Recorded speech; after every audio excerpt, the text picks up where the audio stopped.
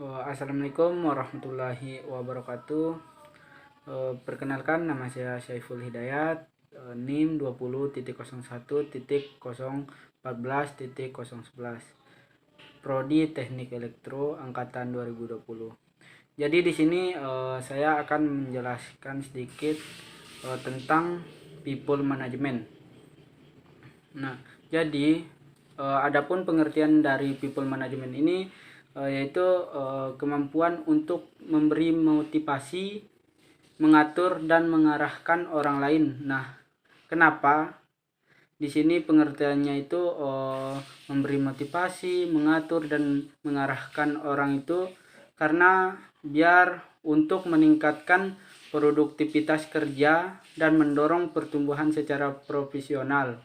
Nah, jadi di dalam people management ini adapun pengertian lainnya itu adalah salah satu keterampilan hebat untuk mempengaruhi semua orang dalam hal positif dengan tujuan untuk meningkatkan sumber daya manusia. Nah, di sini ada poin positif. Nah, jadi people management ini mengajarkan kita ke hal-hal yang lebih positif. Adapun juga skill people management. Nah, di sini ada yang pertama itu ada dari komunikasi, empati, training, delegasi, reward and recognition, kesabaran, fleksibel, open-minded, leadership.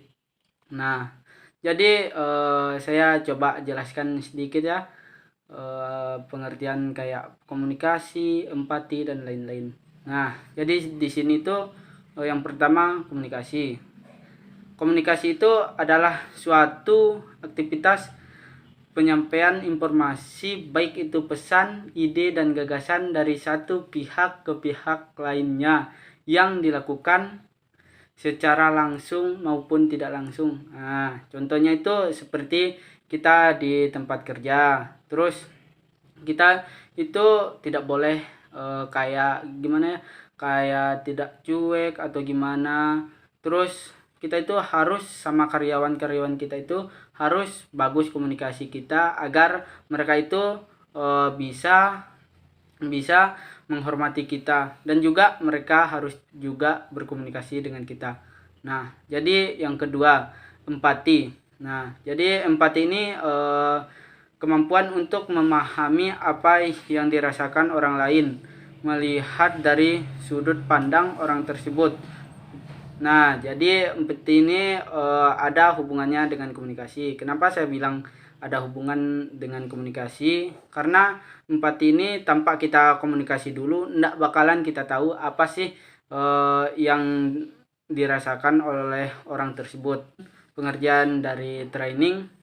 Training adalah proses melatih dalam suatu kegiatan atau pekerjaan. Nah, jadi di dalam training ini disinilah kita dapat materi-materi pelajaran baru di tempat pekerjaan kita sendiri.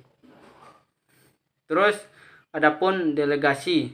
Nah, jadi delegasi ini adalah praktik memberikan wewenang dan tanggung jawab atas kegiatan khusus kepada seseorang atau ada reward dan pengakuan. Nah, jadi adapun pengertian dari reward ini hasil kerja tim. Nah, di sini tuh dalam kita bekerja ini harus kita ada hasil kerja tim. Kerja tim dapat membuat mereka itu termotivasi untuk bekerja lebih giat lagi lah. Nah, jadi setiap orang itu sangat-sangat senang apabila mereka dihargai dan apabila kita kasih reward kayak pemberian kayak penghargaan gitu.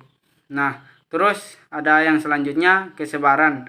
Nah, jadi dalam kesabaran ini dalam dunia kerja itu kita sangat-sangat membutuhkan kesabaran. Karena kenapa saya bilang kayak gitu? Karena dalam dunia pekerjaan itu atau dalam dunia-dunia lain itu pasti ada masalah, ada yang iri, ada dan juga yang ngomongin kita di belakang. Karena kita hadapi itu cukup dengan kesabaran aja.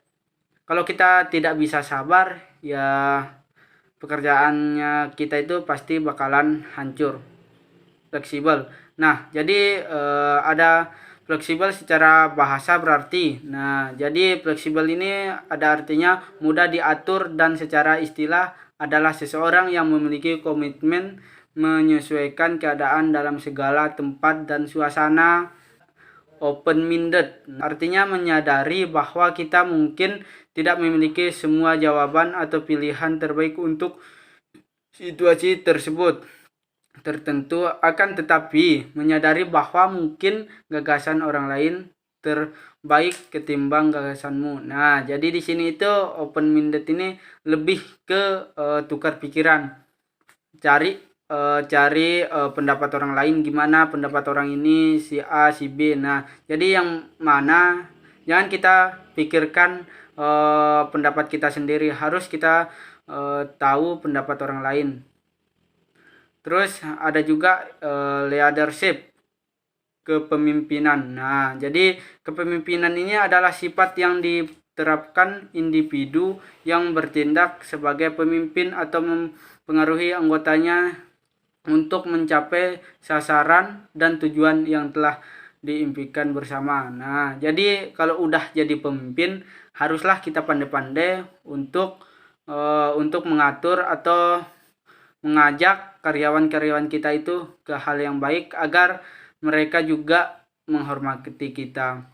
Jadi mungkin itu saja yang dapat saya sampaikan. Sekian penjelasan dari saya. Wassalamualaikum warahmatullahi wabarakatuh.